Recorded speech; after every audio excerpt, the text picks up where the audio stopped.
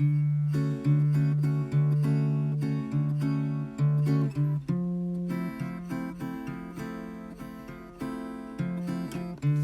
and welcome to Doctor Who and the Drinks Trolley, episode 17.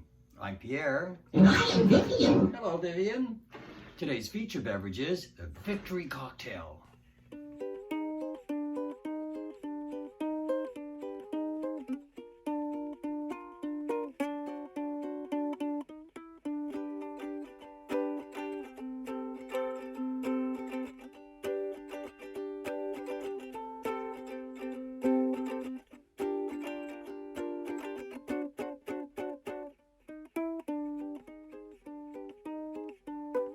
Cheers! The Victory Cocktail was listed in Harry Craddock's Savoy Cocktail Book, published in 1930. I wouldn't mind getting a copy of that. I think I'll add it to my Amazon wish list. This is good. So Vivian, what story would you like to talk about today? We will talk about Doctor Who, Victory of the Daleks, broadcast April 17th, 2010, and written by Mark Gatiss. And it was requested by Sean of Cullen Artwork on YouTube. Hello, Sean! Mark wrote 9 stories for Doctor Who, as well as appearing as Professor Lazarus in 10th Doctor's story, The Lazarus Experiment. He was also part of the League of Gentlemen. Do you remember the local shop for local people? Yes, I do, Vivian. Did you know that Wikipedia has it listed as a surreal British sitcom? Yes, I did. You did not. I know everything. Victory of the Daleks stars Matt Smith as the 11th Doctor and Karen Gillan as Amy Pond. Spoiler alert! Spoiler alert! Our story opens in the war rooms during the London Blitz, sirens blaring. Winston Churchill, Played by Ian McNeice. I thought he looked a lot like Bert Large. Anyway, he wants the secret weapon rolled out. A Dalek figure is pushed into position on the war table. Now this is going to be exciting. You love Dalek stories. I am Vivian. The TARDIS materializes in the cabinet war rooms. The Doctor and Amy step out only to be greeted by soldiers with the rifles at the ready. Churchill walks through the soldiers and welcomes them, but not until he has tried to take the TARDIS for the war effort. Winston will do anything to beat those Nazis. And he so wants to show the Doctor this new secret weapon he has. They get into an ancient elevator. Winston fills the air with cigar smoke. but soon they're outside on the roof, breathing fresh air. They're introduced to Professor Edwin Bracewell. Played by Bill Patterson. He's on the lookout for an air raid. We hear the planes in the distance. As they approach, Winston commands Bracewell to fire. Energy bolts pierce the sky, shooting down all of those enemy planes. This is not Earth technology. The Doctor demands to see these machines. They are introduced as Ironsides, an invention created by Professor Bracewell. The Doctor recognizes his arch-enemies, the Daleks. They are an army camouflage with Union Jacks. I love a Dalek in uniform. The Doctor says that Bracewell didn't invent them. But Edwin sticks to his story. He created them. But he is not Davros, the real creator of the Dalek race. What's even stranger is that Amy doesn't remember the Daleks. How can that be? The Doctor tries to explain the Daleks to Churchill, but he says they're his salvation. The Doctor asks, what does hate look like? It looks like a Dalek. That doesn't include you, Vivian. You're quite the opposite. I look like love. Yes, you do. We find Bracewell in his workshop. He explains that he gets all kinds of ideas, like hyperspace flight. He got the idea for energy bubbles that contain life outside of the Earth's atmosphere. here while he was having a bath in his bathtub. He must have been using Mr. Bubbles. He claims that the Ironsides are the perfect servant and the perfect soldier. The doctor does not trust him. No, he doesn't. He knows there's something up with the Daleks. This just can't be right. He suddenly attacks a Dalek with a large, heavy wrench, yelling, "Kill me! You hate me!" The Dalek responds with, "I am your soldier." Then the doctor says, "I am the doctor and you are the Daleks," before kicking him across the room. Something is changing. At least there's the doctor. And Amy. And Winston Churchill. Churchill. What could possibly go wrong? Refill!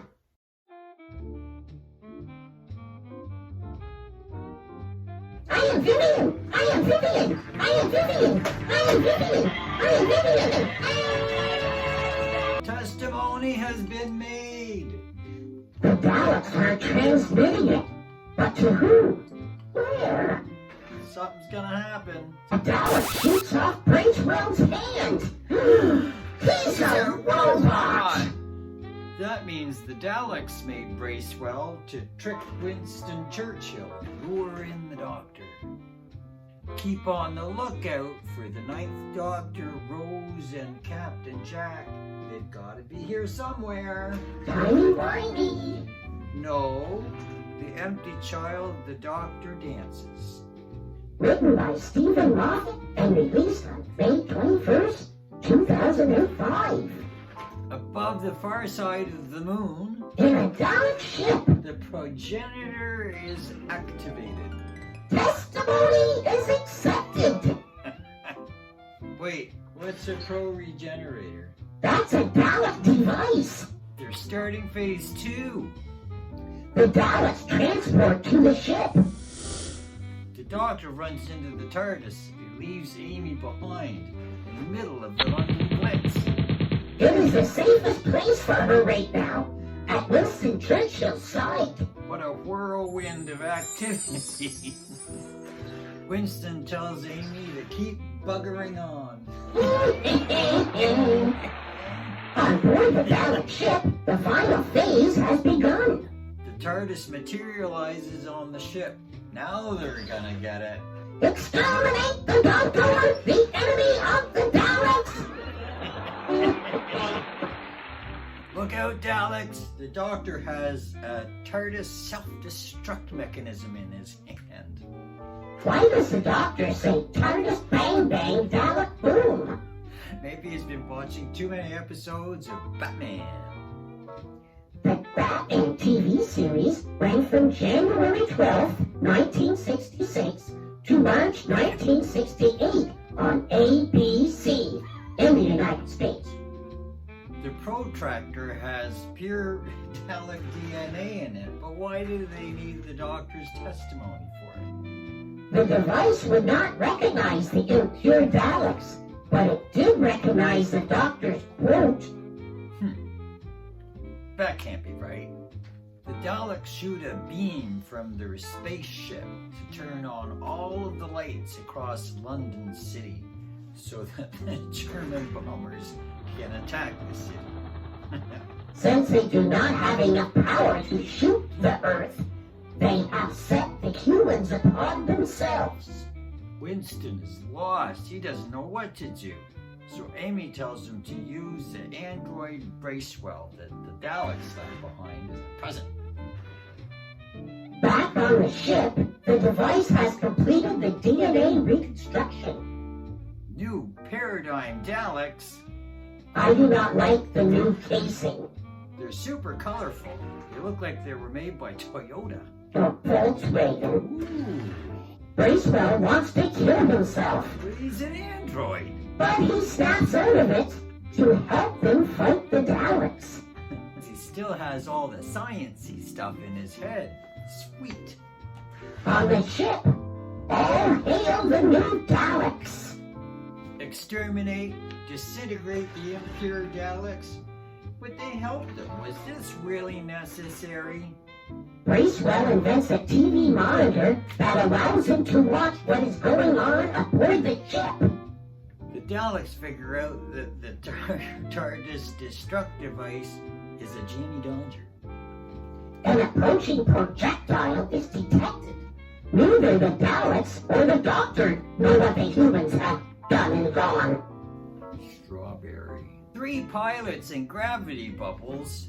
World War II planes in space? Awesome. The Doctor tells them to blow up the big dish, which is keeping the lights on in London. The Daleks are shooting at the planes and at the Doctor. He runs to the safety of the TARDIS, but 2 of the planes are shot down. The Doctor disables the shield around the dish. Danny Boy finally gets to blow it up. Danny Boy, the old Savannah calling. The lights throughout London are switched off again, protecting the city from the German bombers. The Daleks threaten to destroy the Earth if the Doctor doesn't call off the attack. He does not believe they are able to. Bracewell is a bomb! Powered by an oblivion continuum. Oh, that old chestnut. He has to choose. Destroy the Daleks or save the Earth. The attack is called off. The Earth is safe. The Bracewell bomb countdown begins anyway. Those Daleks have lied. Nasty Daleks. The Doctor opens Bracewell's chest, revealing the bomb. You can see the countdown and everything. He makes Bracewell tell of his memories, trying to convince him that he is more human than android. It isn't working. Amy gives it a try. You ever had the hots for anybody? Dorabella. Dorabella. He does have lovely memories about Dorabella. Those memories cause a bomb to stop. Ow. So he's more human than android or something? I will explain later. The Daleks escape again. They knew the Doctor would choose the Earth. Lillian, played by Suzanne Fielding, is sobbing because her boyfriend, Reg, has been shot down over the channel. Now we're reminded of the true horrors of war. Why can't we all just get along? Right? The Doctor and Amy say goodbye to Winston. Amy noticed that Winston had stolen the TARDIS key. She takes it back. Nice try, Winnie. Bracewell is waiting for the Doctor to come and deactivate him. But he implies that he may go on and live his life and look for Dorabella. Dorabella. I wonder if he's, anatomically correct. Or Dorabella's in for a shock. The Doctor is very concerned that Amy does not remember the Daleks. As the TARDIS dematerializes, Amy's crack appears on the wall in the war rooms of London. Amy's crack? The Doctor and Amy are off on new adventures. That's it for today. We hope you enjoyed it. Don't forget to like and subscribe. That's what the Doctor would do. Let us know what Doctor Who stories you'd like us to discuss in the comment section down below. Join us next time for a Purple Haze and Doctor Who Time Lash. I'm Pierre. And I'm Vivian. See you next time. And look for Delabella. Delabella? He goes back to the TARDIS war rooms. No. I am Vivian. I am Vivian. I am Vivian. I am